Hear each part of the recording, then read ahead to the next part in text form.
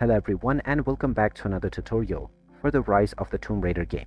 In this video, I'm going to show you how you can change the language within this game. So let's get started right away. First of all, open up the Rise of the Tomb Raider game on your device. And once you are taken into the main menu, you may continue playing directly from where you last left off.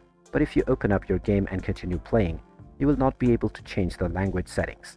So tap on Options from the homepage and you will now see the Audio and Languages section. Go ahead and tap on this, and this will now show you the audio settings at the beginning, followed by the language option.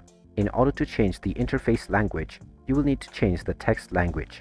So go into the text language section and then use the arrows at the left and right in order to choose your desired language. Once you have chosen your desired language, you can simply go back and your changes will be saved and your new language will be applied to your game right away.